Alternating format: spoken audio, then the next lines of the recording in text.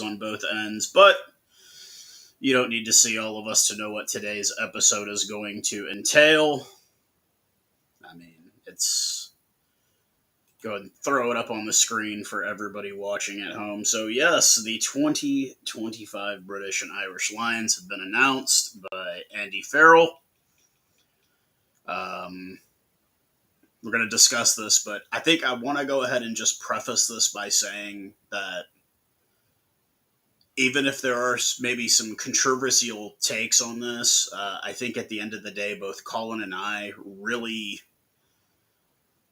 Would you say you're not exactly amped for like this isn't something that like you've been sitting on the edge of your seat waiting for? Would you say that, Colin? I would say absolutely not. Yeah, I mean, just as a quick headline, yeah, I wouldn't be too excited about the Lions. It's not really my. I don't think about it at the start of the year. I know some people do, but that's okay.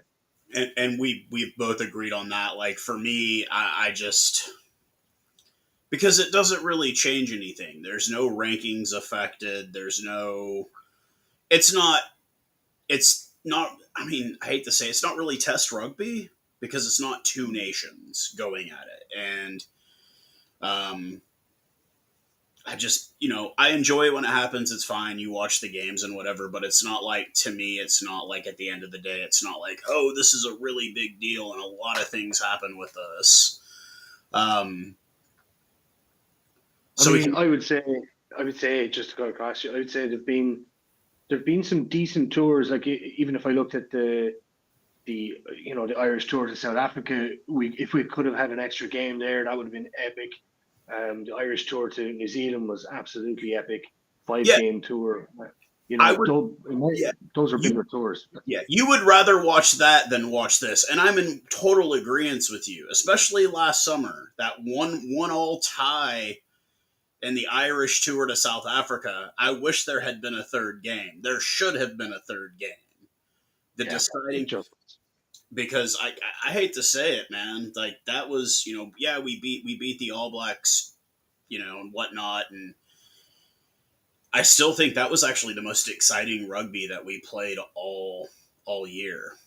Honestly, just because it was the first game since the pool game at the World Cup. It was just an exciting time, and then just to kind of watch how. The first game, obviously South Africa gets the win, and then the second game, you adapted. Like, you changed everything that you needed to change to get that second win, or get that win in the second game. So, some interesting facts to just go ahead and bring up about all of this. We'll probably just go ahead and mention the basic ones. The oldest player named will be Bundy Aki at 35 years old. The youngest player is Henry Pollock. I think everybody, you knew that immediately. Something that we discussed yesterday, which was like what country is going to carry the most. I think we all kind of knew it was going to be Ireland. But it's not Ireland by much. It's like Ireland by I think one player. England has quite a few on here, and the surprising one for me was that there was more than one Welshman. I only thought Jack Morgan. That was all I thought. But they go through the announcement. Like, Maro Itoje as captain, I can't really argue that. Like, I kind of expected. Yeah, he was arguably, he was going to be the captain anyway, even if Caelan Doris was there. It was a fair argument for him. He's a strong candidate. So, I think the big omissions, I think some of us had, obviously Darcy Graham being a big omission. And then obviously we had the injury, announced 4 days before this. You had a couple of pretty big injuries that got announced, so you knew those guys weren't going. But while we're kind of on the issue of this, there's a certain contingent of Irish fans that believe that their 10 was going to get called up, and the rest of us knew that wasn't going to happen. For and sure. Yeah. Sam Prendergast, I knew he had no chance. But you had an interesting, I guess, maybe quip about that you had wanted to bring up. Because I personally, in the hierarchy of Irish 10s right now, to me, it's Jack Crowley. Yeah. That's Yeah, it is. um, just strictly I'd because agree. he's I'd agree with you. Like, just because like Crowley for me, like I said it to you at the time when we were watching the Six Nations. He's been robbed here. This is you know, his chance of a Lions start are gone. Like it's gone because they're never gonna. He's Munster are never going to win the European Cup, so he's never going to really shine.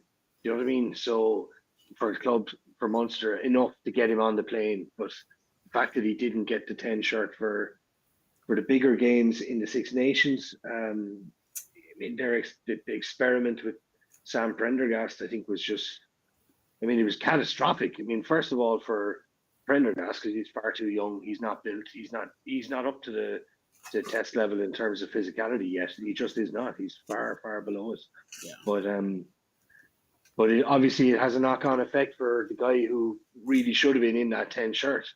And I've heard, I put this out on my TikTok. I had a few people who were coming back to me. One or two people were saying his form wasn't good enough leading into Christmas. So I was like, well, yeah, but what did Sam Prendergast do really to deserve the jersey? Was it, if there was another guy who was in red hot form who was, really setting the world alight, yeah, okay, I could take that point. But because Crowley had one or two poor games in Europe before Christmas, particularly against Cast away in France, he wasn't that great. But for me, obviously, when we saw what they did in the Six Nations, they'd made a decision that they were just going to give Prendergast the whole Six Nations, regardless of whether he deserved it or not. And that was that's messing with a kind of the order of things, how it should really happen in a competitive environment. Like if you want that jersey, you need to go and get it. Otherwise you're just giving the jersey away for free. And that's disrespectful. So that was my point from all the way along. But it's resulted in now, for me, Crowley, if you look at him in comparison to, Finn Smith, he's on the same level. Finn Smith had a great season. So, but he did have a great season, in fairness to him. But if you look at the other Smiths, he's head and shoulders above him. He's head and shoulders above him. So for me, Crowley he'd be on that plane if we didn't have the Prendergast bullshit to deal with. Excuse the language. That's kind of the thing too. You do look at these backs. You've got some interesting picks there, and there are some interesting omissions as well. But for me, Marcus Smith, initially when he kind of was on his rise, I was a real big Marcus Smith fan. But I really he's never really done anything, at least in my opinion, that's really separated him from the pack. He's a great marketing guy. He's a good face for the cameras and whatever, but I don't obviously I feel like he lost his starting 10 job to Finn Smith. Finn Smith is the starting 10 for England now, period. That's it. And every time you put Marcus at fullback, he's terrible. He's just absolutely, but some of these, like I said, some of these guys you knew going in, we knew that that Maro Itoje was going to pick. We knew guys like Tom Curry were going to get picked. We knew Jack Morgan. We knew a lot of these guys. Not so much. I'm not just trying to concentrate on the Irish guys, but the other teams. We knew Finn Russell without a doubt was going to get selected. There was just no reason why. But like I said, when I'm just looking at the backs, really the only one that really has me scratching my head, which is Marcus Smith and Thomas Williams of Wales. I just kind of scratch my head a bit because I'm I don't get why they got selected. But We're not Andy Farrell, so we don't get to make those choices, unfortunately. Um, for me, so here's a bit of a controversial thing that I had to say about all of this, and some people, a lot of people are upset, and like this is I have to kind of explain why I say this. Um, like for me, the British and Irish Lions is a thing to show the bigger names in the Southern Hemisphere. Hey, this is what we are. This is what we produce. This is what we make. And I think if you we'll take Mac Hansen completely out of the conversation because he is in fact Irish. His mother is Irish. He is an Irish citizen. But so we'll look at guys like Bundy Aki, guys like James Lowe, guys like Duhan van der Merwe, guys like Pierre Schoeman, who grew up outside of Britain and Ireland, developed their rugby in those places, and now are playing for the Brit. Now, I'm not denying that they should be able to get to play for Ireland, England, Wales, Scotland, whatever. But I think if you're going to call something the British and Irish Lions, make it be products of those places. Like the 4 unions of those countries, make them be products of those unions before you go to another country. Now, I know it's a residency thing, and like I said, I've got no problem with them playing for their respective countries. It's just when it comes to something like this, it's like, don't call it if this is what you guys want to do, why don't you just call it the British and Irish Barbarians? Like, yeah, it makes sense. Look, it makes sense, but I guess once you have kind of one set of laws for the game in general, you can't really make special exemptions for any particular team, a representative team, but because it technically is just the 4 unions. If you represent the union, then you're eligible, like if you're good enough. But that's. But I mean, I totally agree with you as well. Like, I mean, as much as I love Bundy Aki in particular, but like Bundy only got his Irish citizenship last year. yeah. But he's been living here in Ireland for about 12 years. Like, he's been here for a long, long time. Yeah, and like, look, I understand. I know very well about Bundy Aki because of where Bundy Aki played before he came to Ireland. Chiefs, yeah. Or no, was the Highlanders? No, he's a chief. Yeah, sorry. He's a chief. And I know his story. Like, people are like, oh, yeah, he moved there to play rugby. No, Bundy Aki worked for the Bank of Ireland. Yeah. Like, he didn't come to play for Ireland. He came to have a job and still play rugby, obviously, at the provincial level. He didn't move there because, like, oh, I'm going to move to Ireland and play for Ireland. No, he moved there for a better opportunity. Like, so I don't. I'm not sure because like Bank of Ireland. So Bank of Ireland sponsors Irish rugby, but like I'm not quite sure. Like normally they kind of hook guys up. Do you know what I mean? People get hooked up with jobs. How do you think Japan did it for years, man? All those corporations own the teams. You worked if you played for Kobelco Steel, the Kobelco Liners or Kobelco Steelers.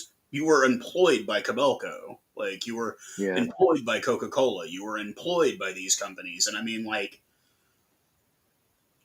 maybe that is how it worked. But for me, like I said, with Bundy Aki, like, I don't think any of these guys do that. I don't think James Lowe and Gibson Park moved from New Zealand to say, oh, I'm going to play for the Irish national team. It's like, no, they went over there for an opportunity.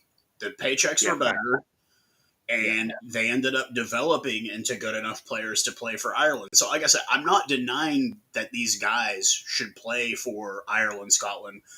But if you're going to call something the British and Irish Lions, make it be 100% domestically made products. Like, and that's just I kind of agree with you. I kind of disagree with you, but I kind I understand what you're saying. Like, I mean, but I think honestly the rules in rugby need to change in general. But I mean, it kind of had to happen because, like, especially like I don't see it changing now. Like, I mean, could you imagine could you imagine, like, oh, if they changed all those rules, and I mean, I suppose guys could still travel abroad and play rugby. Do you know what I mean? But I suppose there's slightly less of an incentive because why would you? Like just say if you're, the IRFU, why would you bring, a guy from the Chiefs if you thought, okay, well, yeah, we can't really justify him keeping an Irish player out of a team because even though he may not be able to play for Ireland anymore too. Yeah. So there's less of an incentive, and then that kind of affects you. Look at the state of New Zealand rugby right now, like, absolutely flat broke, and all of their guys are trying to leave. Like, I mean, this thing with Rico Ioane, like we've talked about it, and the other guy went before him. We talked about it. Like the only reason Leinster are able to get him is because they can afford to pay a full year's salary in over 6 months. Yeah. I mean, what's that like that? I mean, look at the two economies there, like in terms of rugby, like that's a total mismatch. Like if Leinster are that rich, they can do that. Just for 6 months of the guy's time, pay him a full year's salary, and it's attractive enough for both the player and the NZRU to kind of go, okay, it's no problem. Then, I mean, rugby must be in real trouble over there. Well, so an interesting statistic here, okay? As far as the populations of New Zealand and Ireland, you're not too far off as far as population goes. I think it's here. Let me see if I can get the exact figure here. Because what is Ireland? Ireland's 5.3 million people. Okay. Yeah. Well, if you're talking about rugby, it's more. So. Well, rugby is a part of it. Obviously, it is the main sport of New Zealand. It is not the main sport of Ireland. But New Zealand has 5.2, so you don't have much of a difference in population. But I'll tell you where the discrepancy, not just in rugby, shows up. Okay. You have similar populations. The GDP of New Zealand is $252 billion. Yeah. The GDP of Ireland is over double that. It's $551 billion. So it's honestly similar populations, but obviously the GDP of Ireland is twice what it is of New Zealand. Yeah. Yeah. And that tells you everything you need to know right there. Obviously, in New Zealand, rugby is the number one sport in that country. There's no question. In Ireland, I've heard anywhere from third to fifth to seventh most popular sport. Well, yeah, Colin, you're Irish.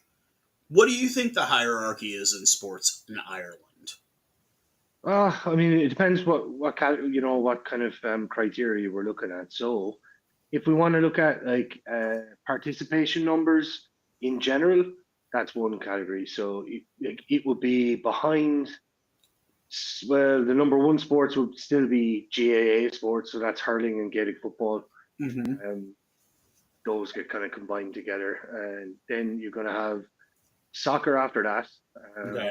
and I would say rugby is probably third. I would say third. Now, if you want to look at in terms of revenue generated, like as a professional sport, Yeah. it's pretty much the only professional sport. Like, I mean, we have soccer, which is by comparison semi-pro. Do you know what I mean? Yeah. There's only guys don't make that much money at all, but we do have professional soccer in Ireland. But it would be rugby would kind of be I would say comfortably number one in terms of professional sports. But again, if you looked at GAA, even though it's an amateur sport, the money generated or the amount of guys, bums on seats, people in stadiums, like we talked about that before. Like Croke Park will sell Croke out. Park is not a rugby stadium; it's a GAA stadium. Yes. Yeah, an amateur sport, but it'll sell out about 82,000 maybe 4 or 5 times a year in GAA. So maybe more actually, maybe more. It could be 6. Oh, it could be as many as 8 times a year it'll sell out for GAA sports. So that's a lot. A lot of money generated there for a sport that's amateur. So you can kind of, if you look at things in terms of professionalism, even the amateur sport is probably number one in terms of money generation. Do you know what I mean? But like, yeah. So that's kind of where it is. I'd say somewhere in third position. You know. I think it is kind of funny, though, that we do this and we have these conversations, and I live in America and you're Irish, but you don't live in Ireland. Yeah. We both Yeah. are. You're In from South a America. country, and I live in a country where our biggest sport is a sport that no one else plays, really. Yeah. You Yeah. know what I mean? Like, you guys are big on hurling and Gaelic football. In America, obviously, we have football, baseball. I mean, baseball is played in other places, but American football, yes, it's played everywhere, but not to the level that it's played here. Um, Yeah. and I always kind of found that ironic when I'm talking to Irish people, is that they'll be like, well, our biggest sport isn't even professional. And I'm like, well, our biggest sport is professional, but nobody else really play. Australia is kind of the same way. AFL is huge in Australia. They're the only ones playing AFL, really. So, um, but kind of go back Yeah. to this. Do. Do you have any? We've talked about this. We didn't talk about it on here. We've talked about it in private. Any memories of British and Irish Lions tours past where you were just like, that was cool, that was fucked up, that was, um, because we know Brian O'Driscoll Yeah. played, we know Rory Mm. Best played. You had kind of Paul talked about O'Connell. Paul O'Connell, and I mean, like, for me, I go back and I remember. Really, I mean, I sort of remember the '09 tour, but not really. I remember 2017 and 2021 very, very well, just because the most recent ones. Do you have any memories of prior British and Irish Lions tours where you were like, just, it was cool that you saw it, or where you were like, man, this is really dumb. Why are we doing this? Yeah. I suppose the first one for me was, if you remember when Brian O'Driscoll was breaking through. I remember him scoring a try, and he just Which went British through. and Irish Lions tour was that? Was that the '09 one to South Africa? No, it's way before then. It's like he was still a kid. He was still Oh, a kid. So it's way back. You're talking. Was it 01? I'm not sure. But that would have been would that have been Australia or New Zealand? No, New Zealand was '05, I think. Yeah, I don't know. Yeah, it's I think it was Australia. But when you yeah. see the try, you'll remember it. He just goes through about 5 or 6 guys, like, you know, like like a knife through butter. He was just unreal. I just remember that try. I remember Ronan O'Gara making an awful fool out of himself on the South African tour. Remember Yeah, that? He kicks a ball. He should have kicked it out of play, and he kicks it long, and then they concede a penalty. And and then Mornay he's Stain ends it yeah, like he did the same thing. I guess 9 years later, or yeah, 10 years later, 12 years later. Against the British and Irish Lions. That 2021 British and Irish Lions tour was really interesting just because of the COVID protocols. There were no people yeah, at the games. Um, I don't know if you remember at one point in the tour, they were supposed to play the Bulls, and then half the Bulls tested positive for COVID. So they had to like play like a. They played the Bulls, but it was like a local amateur team, like was basically the Bulls. And it was just a really weird situation. You could kind of tell like Gatlin was kind of done. He was over. he was absolutely done. he was over everything. He was done with the whole situation. I mean, there was documentary series on Amazon Prime here, covering the All Blacks that 2017 year.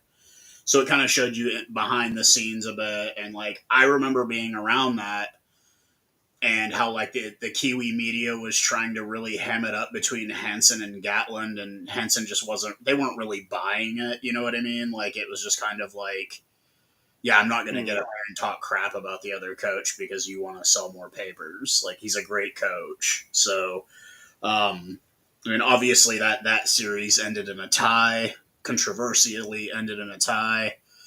But like, still kind of goes back to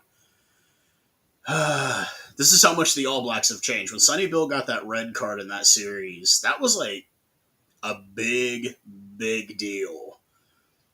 Now, fast forward to 2025, and tell me how many red cards the All Blacks have gotten in the last 3 years. Like, it's like a normal thing for them to get red cards now.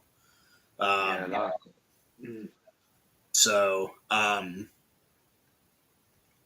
just kind of how things have changed, obviously. I mean, if you had told me in 2017 that Ireland was going to win a series in New Zealand, I would have been like, that's never going to happen. And sure enough, it happened. Like, people kind of play that down. Even obviously, AB's fans play that down, but maybe they're too young. Any of the really, any of the guys you remember back as far as the 90s, I think was the previous time it happened. Yeah, France, was it? That's like it's way early 90s when that happened last. Like that's monumental. Like so, a lot of people play that down, but that was huge. And I agree. And to me, that was kind of actually. People have asked me like, when did Ireland come onto your radar? Do you want to know when Ireland came onto my radar outside of Brian O'Driscoll and Rory Best? Oh, I'd say probably right before Rassie had to come home, was it? Chicago, Illinois. Okay. All Blacks were on like a 17-game winning streak. Yeah. 65,000 fans, sold out to capacity, Soldier Field. I'm going into this like, man, the All Blacks are going to keep it going, and you guys shut them down. Yeah, that was prime Joe Schmidt. Yeah, and I'm looking at this like, what the hell just happened? Yeah. Like, because take in mind, this was still kind of during that era where the All Blacks didn't lose very much. Like, it wasn't during the peak of like that 13 to 16 years where like I think you could count on one hand how many times they lost. You know what I mean? Like they were that good. But that was kind of like that was the first time I looked at Ireland and went like, okay, who are these guys? Like I knew who Johnny Sexton was, obviously. Mm-hmm. Rory Best had yet to retire, but like you're just kind of looking at like what the hell? Like you probably knew CJ Stander at that stage for a different reason. Dude, the people who are asking me like, why do you have so much hate for him? And I'm like, dude, I just say like 2 words, Pat Lambie. That's why. That's why. Like, I'm still one of those people that think Pat Lambie could have been like better than Andre Pollard, Mornay Stain, all of them combined. Like he had so much talent. But he's serious talent. And I've seen an interview with him not like maybe a year ago. Yeah, you can tell he's still bitter as fuck about it. He's still bitter as fuck. Yeah. Apparently, you can still see him around Hollywood Bets Kings Park. You can still like he's there all the time. But he's kind of one of those guys that like, you took him down in his prime, and but I mean, like that was the whole thing about CJ Stander too, was that he retires and like he moves right back to South Africa, and she's a massive farm. You have to take care of that. You can't be getting rid of that. Yeah, well, I mean, it's also kind of like I said, it's almost like fate that I became a Munster fan. Yeah.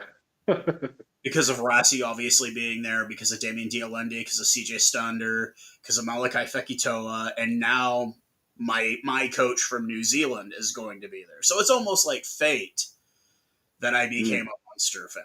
It was like, if I had gone to like a psychic reader, they could have told me this 10 years ago. You're going to own a jersey with a deer on it, or a stag, as you say. Yeah, stag, yeah. With a stag. And I would have thought in my head, a Milwaukee Bucks jersey? Am I going to own a Milwaukee Bucks jersey? It's just like, nope, it's a Munster rugby jersey. And I mean, we can kind of, I don't want to dip into that too much because we're going to watch the game tomorrow, but obviously you've seen both lineups for tomorrow. Yeah, for the Munster game. Yeah. If you want to throw it up there, I can give a quick run through. Give my thoughts. How are we feeling? I did pick Munster to win. Is it at Ulster or at Munster? Yeah, it's in Limerick, so it's at Thomond Park at home. Oh, okay. Yeah. But I mean, how serious is this? It's serious business. It's serious business for a number of reasons. I mean, just like the jeopardy here is if Munster, and it's not even about the URC playoffs. Like, please, the URC playoffs are a bonus, but if Munster do not finish in the top 8, we will not qualify for the Champions Cup next year, which means Munster, for the first time in I can remember, will not be in the Champions Cup, and that's like, it's almost unimaginable, really. Munster have been, from the start, we've been in the Champions Cup, so yeah. To put it to you guys at home who don't know this, like for me, like I'll watch the Challenge Cup if there's South African teams playing in it. Colin, on the other hand, has zero desire to watch any Challenge Cup games, like because it's a lesser competition, and I don't blame him. Like, I get it because he doesn't have a dog in that fight. For me, It starts out because the cheetahs that are in it every year, even though they get killed in it, but so the financial ramifications on top of that, you don't get the big money in the Challenge Cup. You don't get the big fixtures. You're not going to get like a Toulouse in the Challenge Cup. It's going to be Zebra Parma and the Dragons is who you're going to be fucking playing. Like, it's not. Exactly. So I mean, that's it. Yeah. So like for this is just the ramifications. If you're we watched Munster play La Rochelle and Bordeaux, and an absolute legion of Irish fans went over, of Munster fans, and like a lot of those guys, when they sit down at the start of the year and they plan out their holidays, okay, well, they know Munster are going to be playing games at certain times of the year. We might have a game in France. And they actually book their holidays around that. Like, they're that dedicated. Like, you really have to give it to them. Like, they're fantastic. Yeah. So for them, it's going to make a huge difference. For the organization, it's going to make a massive difference in terms of obviously the money that comes in, but also if you have to try and attract players, and of course a new coach is going to try and attract some players. You've got to have something to say. Oh, well, if you're going to talk to a guy in New Zealand, you're going to tell him, oh, look, come on up for a couple of years. You'll get to play the Champions Cup. You'll get a chance to taste what that's all about. You'll make some money. But if you can't really say that to him, where does that money come from for his salary? It comes from, comes from playing in the bigger competitions. Like, that's it. You don't make much money out of the Challenge Cup. In fact, I remember, it was about a month ago or something, you text me, you were like, are you watching the games? I was like, what games are you talking about? Yeah. I was like, it's Challenge Cup games, and you're like, no. I was like, I didn't even know there was games on. I was like, what? But Munster are playing tomorrow. I was like, what's going on here? What games is he talking about? Is he talking about Super Rugby or something? What's going on? But I genuinely didn't know. It took me about an hour to figure it out. Oh, he's watching the Challenge Cup. he's watching the Challenge Cup. I mean, I can't help it, man. I mean, I think I was watching the Bulls play or something like that. Or, oh, no, it wasn't the Bulls. It was, God, I don't even remember who I was watching. But, yeah, you were like, what games? I'm like, the games that are on right now. I didn't, I just thought, that was when I realized That's a call-in. The Challenge Cup is not like it's like why would I watch that? Like why would I want to watch that? It's like I mean, there's no disrespect like to anyone that actually does play it. Connacht usually end up playing it, but like there's a lot of things need to be kind of like this is what's going to happen. So if we talk about ramifications, if Munster don't qualify for the Champions Cup, right? The best thing that they can possibly do is cause an absolute riot, like a riot, as in talking, like I mean, start a political movement in the rugby scene to scrap the qualification process for the European Cup, and just because there's a fair case to be made for it. So currently, there's 8 teams from the Premiership make it to the Champions Cup. I Now, don't think I listen, think it should be four. I think it should be four from Max, every comp should be yeah, four. That's it. I Like agree. I agree. It's only fair, but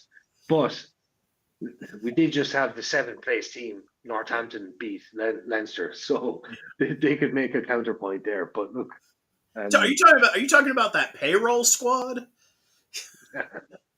the Harlem Globetrotters, yeah, Well, like, dude, it's yeah. We can touch on that for a second, real quick, too, man. Like, I've never seen like. There's very few times in life where the rugby community rallies around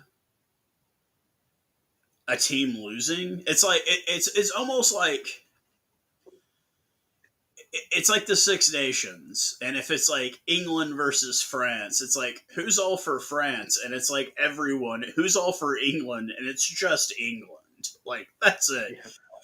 We were all rooting against Leinster. Like we were all rooting against them. Not and honestly, like I don't care about the Northampton Saints. Like I don't care about them. Like I don't have any. But it was like you almost wanted to see. You love to see them lose because it humbles their fans. Like their fans quiet down. They pipe down, and it did. It definitely did that. And you heard all kinds of accents saying ha ha ha, look at Leinster losing, and like it was everything from English to French to Irish to Welsh accents. Everybody Yeah. was absolutely pleased that Leinster lost, and it Stats harkens as well. Yeah. it harkens back to something, which is like, and I've had to explain this to especially to younger people. Like when the All Blacks were doing what they were doing, it went from you tuned in to watch them win to you tuned in to watch them lose. Yeah. And that happens in every sport. That happens in everything. That happens in movies. You want Kevin Hart movies to flop because you're sick of seeing them. Like Yeah. Yeah. Yeah. you Yeah. want Leinster to flop because you're sick of seeing them win. And it's going to happen to everyone. Like eventually, yeah, the Springboks are in a good place right now. There's going to come a point where people don't watch to watch them win; they watch to watch them lose. Like it happens in every sport, no matter what it is. And right now, that's what Leinster is. They have their fans, but then they have an even bigger legion of people that just watch them that want to see them lose. And Well, I mean, absolutely. There's multiple reasons for it. We've gone into them at length before, but there's cultural aspects, there's sporting aspects, and there's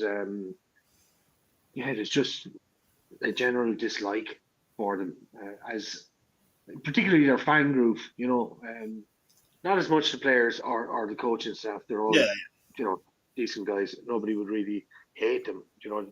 They're kind of fine, but I would say like there's a number of different points to be brought up, like because there's a lot of people pointing fingers in the Leinster camp right now. It's one of the best funded organisations in rugby, full stop. And like you talked about GDP comparisons between New Zealand and Ireland, and all of those big companies, they're all in Dublin, okay? And when they want to entertain clients, where do they take them? They take them to Leinster Rugby. And how do they get the tickets? They pay sponsorship money to Leinster Rugby. That's how they get the tickets. They get corporate tickets. So this was this was something that had gotten brought up a while back from some of the younger fans, wanting to go see Ireland national side play games at Yeah, Aviva. same thing.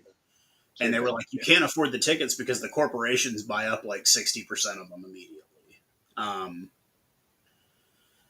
and how the true Leinster fans say that like a really good contingent of the people at those games are not actually rugby fans. They're just rich people. Like, It's a fact. It's one of the reasons why Leinster will try to use. Well, they use the Aviva all the time now, but that's because their sponsorship money comes in from people in corporate boxes, and yeah, they don't quite have the same at their home ground in the RDS. They have a lot more available. Once that money starts coming in, it's hard to say no to it. So they keep moving from, you won't see any big Leinster games in the RDS anymore. If you can imagine, or if you've seen the RDS before, it's a much smaller ground. But we used to love going to it because we had a great record there. But anyway, yeah, so that's kind of like the economy of it. But so they're extremely well funded. But things, so much so that they can draft in a double World Cup winning coach, yeah. to look at. Well, he's looked after their defense in particular, and like I've kind of mentioned this over the course of the year, particularly when we were talking about the Ireland Six Nations campaign and why maybe Ireland were a bit poor. And, I talked about the blitz defense, or it's not just a blitz defense. It's kind of a patented defense from Jacques Naber, and it's not just It's a simple blitz. it's a South African style defense, and I don't think Yeah, it necessarily works for Ireland personally I because agree. you have to have the backs that can support it as well. Um, Yeah, I yeah, think I agree. also what doesn't help though has been the absence of Andy Farrell. Like, Yes, for it, sure. it, But I mean, I suppose in the Leinster context, for a moment now, if we can come back to Ireland, but in the Leinster context, I mean, how much, and you seem to be fairly level-headed about it. I've spoken to a few box fans, and they completely exonerate Jack Naber like straight away. Like I talked to Casual Bias, and he was like, "Oh no, if it's not his fault." But I mean, his defense got ripped to shreds. Like at the end of the day, and like how much do you put on him, and how much do you put on so just a poor performance? here's the issue that I have, and like I will always defend Jotny Nobber for obvious reasons because Yeah, of course, of I'm course. a Springbok fan, but yes, he was the coach of the 2023 Springbok Rugby World Cup team. But Yeah. was he really coaching? Because Well, Rassie won it in 2019. He stepped back, became the director of rugby for South Africa. The 2021 British and Irish Lions tour, he gets in hot water because a video gets released where he's very critical of the officiating of one Nick Berry. And then you start noticing when he gets suspended from the coaching side of it. Do you remember what you saw him doing right after that? I remember that he used to have the headset on. He'd be chatting to the lads down on the sideline, and He started they, doing the water boy. He was the water boy. yes, that's it. So, That's like, it. Yeah. honestly, I don't think Jock Nienaber was really ever the coach of the Springboks. I think he was the manager. Um, Yeah. but most South Africans, we admit it, or South African fans, we admit it. Rassie's won 2 World Cups. Like, he might not have had coach next to his name in 2023, but we all know who was making the In charge. decisions. Yeah. Like, you can go back and watch Chasing the Sun season 2. Hmm. Rassie was coaching the team. Jock was just a manager or a forwards coach. And I think we're seeing that now. That it's obviously Rassie's team, but so obviously we know the ties with you and Felix Jones. He is a Munster product. I didn't realize the relationship that Felix and Rassi had until they did Rassi's podcast together. And I realized that like Rassi holds Felix in a very, very, very high place. Yeah, for sure. Like, for sure. I would say that he holds Felix in a higher place than he ever held Jock Nienaber. That's where I was going to go with my next question. Like the fact that Nienaber is not in the SA setup right now, and Felix has moved up the pecking order. Would you say? I know Felix has moved up the general pecking order in the coaching structure, but would you say Felix is now very close to number 2? Yeah, no question. I think he's where, in my opinion, where Jock Nienaber was, but he has way, way more pull than Jock ever had. Rassi trusts Felix with a lot of things that I think he never trusted Jock Nienaber with. I think from everything that I've been told, like, I mean, he lived in my hometown for lots of 10 years, so I've heard a lot about him. But from what I've been told, he's just a general nice. He's just a good guy, very down to earth kind of guy. And he kind of he kind of did the same thing with Munster because he's coming down. He's from Dublin, like, so he was coming down from Dublin. There would have been a bit of ice to break, if you know what I mean. In order to endear himself to Munster fans, but he did that basically. He was just by being a kind of a down to earth type of guy, and he seems to have done the same thing. I'll make reference to his trips into. I can't remember the name of the place, but it's where Sia Khaleesi is from. Yeah, like he went into the townships. Like it was talked about in the podcast. Like he was a fish out of water, and he still is in a lot of ways, but he's embraced because when you get the approval of the biggest name in rugby in your country, it kind of comes with some perks, and there's already been the discussion in circles. Is Felix gonna come after? Are we gonna have an Irish coach in South Africa? And I don't necessarily think that'll happen, but I will say this. Felix Jones should be head. If he's not in South Africa, Felix Jones needs to be head coaching a national team. Period. Yeah. He's that good.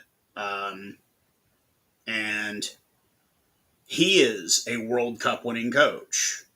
He's won a World Cup. He's won a World Cup. You can't take that away from him, no matter what you do. He's won a World Cup. And I mean, like, what does his future hold for him? I don't know. But I know that when he left England, Rassi was like one of the first people to call him. Yeah, I said it at the time. I remember saying it to a few people at the time when he was in the kind of limbo. I remember, is Rassi going to take him back? And I don't think anybody believed me at the time, but I kind of knew, you see. I kind of knew how close they were. But I didn't think he would either. I kind of thought, like, okay, you got your deal with Rassi, you're ready to move on. But I also didn't see Felix leaving and going and being an assistant in England. That was the last place I saw Felix going. I thought that Felix would leave. And honestly, you want to know where I thought he was going to end up? America? Andy Farrell. I thought he was Farrell as like an assistant with Ireland because he had cut his teeth and won a World Cup. But it didn't happen. He's back in South Africa. He's in a good program. He's in a place where he's very much needed and loved. But, I mean, as a now Munster fan, I mean, shit, I would have taken him as head coach of Munster. like that would have been like legit. So Yeah, well, he's in a situation now. He's quite similar to Ronan O'Gara, where he's a little bit of a victim of his own success. yeah, And you can kind of only look for like a sideways move. I mean, the only kind of upward move is to take charge of a team, overall. So I mean, if he stays in the structure with South Africa, if he takes over there, if that could be possible, then that's a good move for him. But other than that, he's kind of going to have to join a uh, you know to get back in to get in with Ireland, he's going to have to wait basically. well, I mean, I mean, I don't really know the future with Andy Farrell, honestly, with Ireland. I have my predictions for that situation, but and they haven't really been necessarily popular, but I have my reasons. I know where Andy Farrell goes after Ireland. I will say it right now out loud. Andy Farrell will be coaching England. yeah, I think they will probably break the bank to try and get him back. Especially if he continues with the success that he's having with Ireland. England will get desperate. He is English. He is a rugby league legend in England. His son is obviously very much a legend as well. I could see England offering him a huge contract after this next World Cup because I mean, I'm not an England fan at all, really, but like I've never bought Steve Borthwick. Steve Borthwick is not a head coach. Yeah, he was Jones's assistant. Do you know what I mean? Yeah. He's just kind of at best, but yeah, I mean, yeah, I mean, Oh, I can doggo. hear the dog is sounding off. I was going to say, It's because you said Eddie just Jones. Eddie Jones. Yeah, The the dog dog just doesn't goes like ape Eddie Jones. shit. What was I going to say? I mean, I started talking about Leinster earlier on. I kind of wanted to try and extrapolate what we saw last weekend and see, how do you feel it's going to go in the URC? Because like Northampton were able to pick apart that defense. Could you now see like maybe some of the South African teams that are in there? There's a couple of them in. Bulls are in there. The Sharks are in there. If they're looking at it, are they going to go? Hold on a minute now. We've played his defense before, so we know it. And two, now have a perfect example of how Of to beat it. how to pull that team apart. So, like for me, honestly, like I said, I've only been a URC person for the last, I guess, 3 or 4 years, and I've really only been in the Leinster universe for like the last like year and a half, 2 years. And for those of you who've never been to America or follow American sports, we have the Dallas Cowboys here. Dallas Cowboys were one of the most successful. I mean, they're the most valuable sporting franchise still on the planet. But like, this was a team that had its glory days 30 years ago,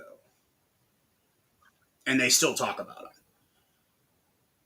Leinster Yeah, had its glory days.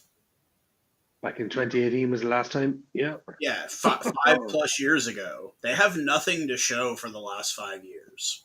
Nothing. Nothing. Well, looks like And it's at least 6. At least 6 years. It could be 7 years now. yeah, So that and as the time thing ticks on, do I think they win the URC? No. I think the same thing happens to them that happened in the Champions Cup.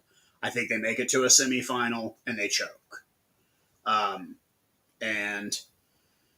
before the URC crown is even handed out, the Leinster fans will be saying we're winning it next year. And they're already set. It's unbelievable. It doesn't yeah, take them 2 minutes, and they kind of bounce back up, yeah, talking the same garbage. But yeah, it is that's what like it is. It is what it yeah. is. I'm not gonna like sit up here and I mean, look, I've seen the Springboks be absolutely terrible. Like every team goes through it. You have a really good high. It's the thing that I think that is unique in rugby is that like what we saw with the All Blacks last decade, that Yeah. will never happen again. I don't think so. I really don't think so. This is a game that depends entirely too much on physical contact. I don't think you're going to see like I just don't see it happen. I just don't see like you're not going to see a bunch of guys hit like 150 200 caps. It's just there's not enough test rugby being played, one, and two, it's a game where you get hurt. Like Yeah. Yeah. it's Yeah. not a game where you can get through it relatively scuff. I mean, yes, the forwards are a little uglier and busted up than the backs, but like I've seen games where like the backs were bleeding more than the forwards were, and you can't say Yeah. that about every sport. Like you can't say Exactly. that about every sport, but you can definitely say it about rugby. I was And instantly thinking about Bundy Aki there when you said that. I was like, Bundy Aki busted up all over the place. if there were any bright spots this year for Irish rugby so far throughout that Six Nations, it was Bundy Aki Yeah, and he's and savage, isn't he? and Dan Sheehan. But like Yeah. Bundy Aki, 35 years old, is playing like he has a full tank of premium octane petrol. Hmm. Like Bundy Aki is the big barking dog that you have to put a tire around him to keep him from jumping over the fence. Isn't he? You just look at him and you just know he's got so much energy. He's just, you know, like this is, I was talking with Sam Prendergast earlier on. I was talking about Yeah. people, I briefly touch on it, like, but you have to be willing to get messed up. You kind of have to be willing to get messed. You talked about Brian O'Driscoll to me last night. He Yeah. had the ability to just, not really care about what's going to happen to him. He's just got to make the tackle. He's just got to do. It's you have to have that. And can you teach a guy that? I'm not sure you can teach a guy that. Because guys usually have that at this level. You don't normally see guys at test level who are slightly afraid to tackle. It's not. It, it's a rare quality, but I will say Bundy he has that in absolute spades. He's got buckets of that. Well, So there was a famous Tongan flanker by the name of Haley T. Pole. That was like his anglicized version. That wasn't his lead, but that's what everybody called him.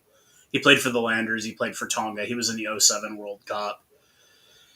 He wasn't really the brightest guy, as some rugby players can be, but I was watching an interview with him one time. He was talking about the '07 World Cup because they were in a pool. They were in the pool of death. They had South Africa, England, who were the defending champions, Samoa, and the United States. That was Tonga's pool in 2007, and they were getting ready to play Samoa. And it's Tonga and Samoa. It's going to be some hits. I mean, these are big boys, and he had said that um, it's the blend of nervousness and confidence. Like you have to have like a 50-50 blend going into a match because you're going to get hurt. Like you're playing against Samoa. There's going to be some big hits. And he said that like he played until that got messed up. Like when he wasn't afraid anymore was when he knew he had to stop playing. yeah, And when I would interview rugby players, that was usually one of the first questions I would always ask. I'm like, do you ever get scared? And even the toughest, most alpha male ones will be like, yeah, of course. I'm not stupid.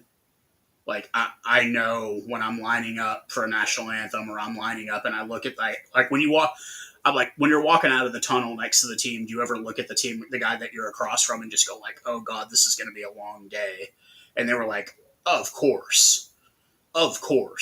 Like you look over at him and realize, okay, this guy's gonna. When I go to make contact with this guy, I better brace myself because this is gonna fucking hurt. Yeah, I imagine. Yeah, and poor old Sammy, he doesn't have that. He doesn't have that yet. He doesn't have it. No, he looks like he wants his mommy He in the looks middle scared. of the game. He looks scared all the time. I mean, there was a particular play in that elimination game from the Champions Cup that's gotten replayed all over TikTok where like he looked like he was playing touch rugby. Henry Pollock, is it? Goes past him. Yeah, like he doesn't even slap his ass. It's unbelievable. No. And yeah, that's something that like as much as he's a polarizing character in the rugby world, like when you guys beat us in the pool game in 2023, like I already knew Johnny Sexton was a special talent. Okay. In that game, I realized that Johnny Sexton was your coach on the field. Yeah, fact. Yeah. He didn't need to be told what play to do. He knew what play to do. No, he was the one making the decisions. That's it. He was your captain. 100%. He was your leader. He was in the shit. If there was any trench warfare, Johnny was involved. Like, if he wasn't directly in the ruck, he was 2 meters back from it waiting for the ball to pop out. Yeah, like, I mean, and that's kind of it. I mean, if you look at if you look at Jack Rowley, Jack Rowley, he never shirks us. He's in the shit. He will. That man will. He'll clear out a ruck. He'll get up and distribute the ball straight away after that. If it needs to be done, he will do it. He's not going to wait around as a halfback. If a ruck needs to be cleared, he'll do it. Do you know what I mean? You will see a lot of halfbacks still be waiting. Be waiting. Are you going to clear that ruck for me? No, he'll go in and do it. Do you know what I mean? Yeah. But and that's what you kind of need sometimes. You need someone who's going to get their, their sleeves, roll up the sleeves and get their hands dirty. And that's okay. He's young, like he's in his mid-20s. Of course, he can do that. I think the thing about Sam Prendergast too that can be said is look at what club team he's on. Yeah, he gets looked after. He's able to hide behind a lot of people. Yeah. When it comes test time, he doesn't have all of those pieces to hide around now, and he gets exposed for it. And I think that's why I don't think URC wins it either, because you've got to have, like, I don't think your 10 has to be perfect, because no, he doesn't. Let's face facts here. As much as I love Andre Pollard, I don't think Andre Pollard is a top 5-10 in the world. I don't. He's good for the Springboks, but he's not top 5 in my opinion. There are 5 other 10s I would put ahead of him. Okay. Sia Khaleesi is not even in my top 10 of flankers in the world. Okay. Yeah. But I want him on the Springboks because he elevates the people around him to be better. Sam Prendergast doesn't have to be the best 10 in the world, but he needs to elevate the people around him to be better. Yeah. And I don't see it with him. He's not a leader. Yeah. And that might be because he's 22 freaking years old. Or that could be he's on Leinster and, I mean, come on, dude. Look at what you've got in front of you. Well, yeah, I mean, that's the point that I was trying to make on my video earlier on. I was like, you have these characteristics, these things that we're talking about that he needs to develop. But you can't just say, oh, he's going to go away for a couple of months in a preseason and he'll come back completely developed. That's a lot of those characteristics we talked about there are innate. It's like you have to be willing to, if you go on the rugby field and get fucked up, that's a lot of guys have that when they're 14 years of age. They don't need to be 22, 23 to have that attitude. So, like, and I include 10s in that. So, to say that he's going to go away and have a pre-season now and come back a completely, new player with, and learn how to tackle, number one, be not afraid of the contact, number two, and Yeah, just have a better attitude defensively. On you've got. Like, I think you definitely have to be able to play on both sides of the ball these days. None of the best tens out there are glaring weaknesses because you look at a back row. I mean, Yeah. like with the back row, they'll just literally, they'll follow you around the field. You're like, oh, okay, Prendergast is hiding out there on the wing. That's where I'm going with this ball. Because Yeah. Prendergast is hiding. If he thinks he can hide out in the wing, well, he's not going to hide out in the wing because that's where we're going to attack. So like it's too easy to pick a guy out.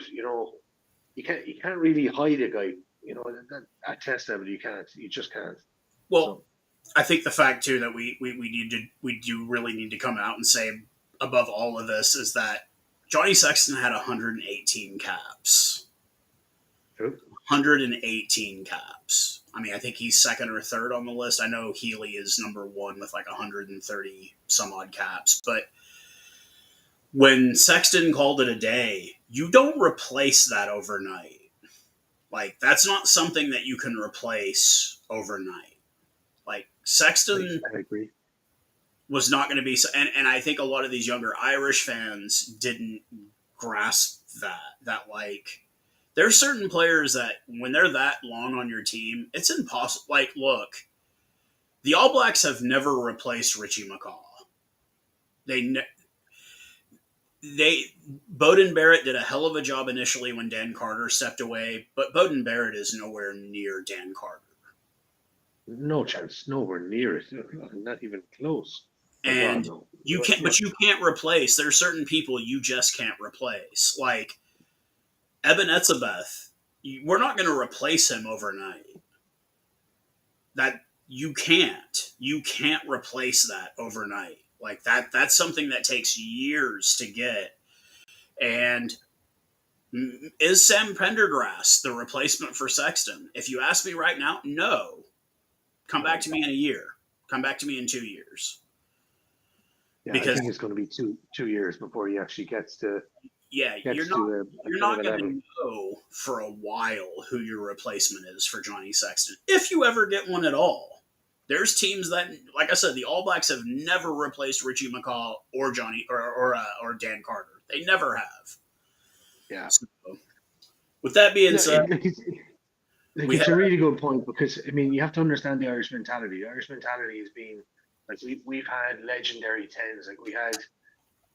We had Ronan O'Gara, who was like in terms of European rugby, he's the greatest ten that's ever played club European rugby. Like fact, like if you look at the amount of points he scored, he's the top 10 in the history of European rugby at club level, not at international level. But we followed that up and we had Johnny Sexton, who took about 3 or 4 years to battle with Raj, and then eventually got rid of him, and then developed and became a fantastic 10 and won plenty of European cups and kind of followed in Raj's kind of template, but yeah, and probably pushed it on further, but as well.